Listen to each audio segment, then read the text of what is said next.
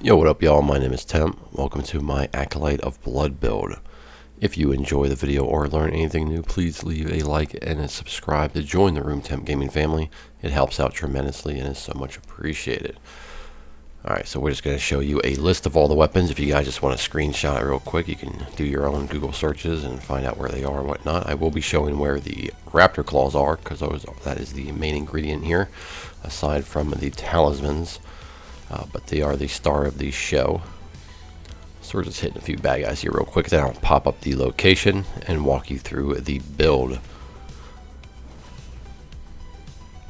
So the location here is in Altus Plateau. Let me zoom in. You'll be going to the Sage's Cave. And all the way through it, you will find some chests. A lot of chests.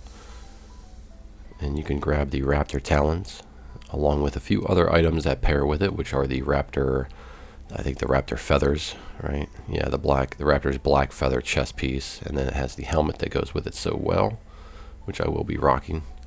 So on with the build, and like I said, we are using the Raptor Talons. They are claw weapons. The reason we're using them is because they have a really good R2 attack that acts as a heavy and can stagger it and poise break. So I do have them, I do have Royal Knight's Resolve. And the affinity I have for that is Occult. I'm trying to scale it with Arcane at the moment for maximum blood input. And this is how we are granting that affinity when we apply the Ash of War. And now let's look at our gear real quick. So aside from the Raptor Talons, we do have the Dragon Communion Seal. I do use incantations just for their buffs and utility. The Pulley Crossbow because it's fucking fun, and some goddamn bolts. Then we have the Skeletal Mask, which we picked up in that cave there with the weapons. And I'm using the Battlemage Robe, the Errant, whatever the fuck they're called, and those leg wraps. So use whatever you want. The Raptor's black feathers, as we picked up along in the same dungeon as the claws, do go well with it because they enhance your jump attacks. And jump attacks are very important with this build as well. So for the talismans, we do have the Claw Talisman, enhances jump attacks. Winged Sword Insignia, you can get the meta version of this, which is later in the game.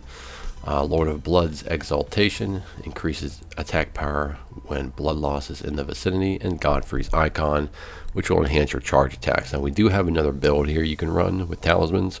You can equip the Crimson Dagger Talisman and the Ritual Sword Talisman. You can stay topped off on health while getting AP from your topped off on health because you're poise breaking a lot, and you can get some good crits on probably more boss type enemies or field boss type enemies.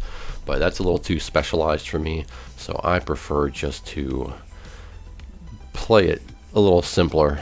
You can also put on like the Bull Goat's Talisman or the Blue Dancer's Charm, and you can kind of mix up with some other ones too if you need to, but for right now we're going to stick with these primary ones. And in the gameplay you're going to see, you may see me have different talismans on in my buff slots, but that's okay. I switch around sometimes just for funsies.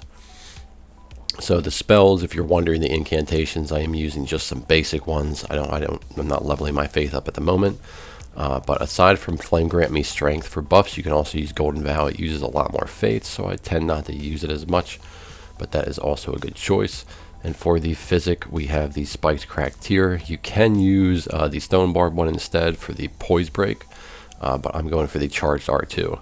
And then we have the Opaline Bubbletear, which negates damage on the next hit, which is amazing.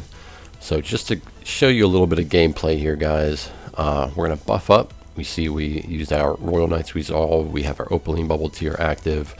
We have our increase in Charged R2s active. And we have our Flame Grant Me Strength as well. So we are just doing R2.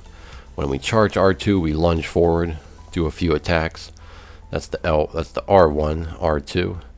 And when we hold it in on our follow-up on R2, so you can input R2 two times, we'll do a Bloodhound step backwards. So if you hold in the first R2 and then hold in the second R2 following up, you will do two charged attacks, and the second one will step you back a little bit. It's pretty nice. Now another thing you are going to be doing often is jump attacks. You can jump R1 or you can jump R2. Either one is fine. I prefer jump R2s because the heavy attack is just really, really good on these weapons. The blood buildup is phenomenal. So I'll get you guys to some more gameplay so you can watch a little bit more, see some boss fights, see some more things, and I will catch you in the next video, hopefully. If you like the video, guys, again, subscribe, like it, leave a comment, give me some input. What else could I have done differently or used in this build? But until then, guys, I will see you later. Keep it cool. Peace out.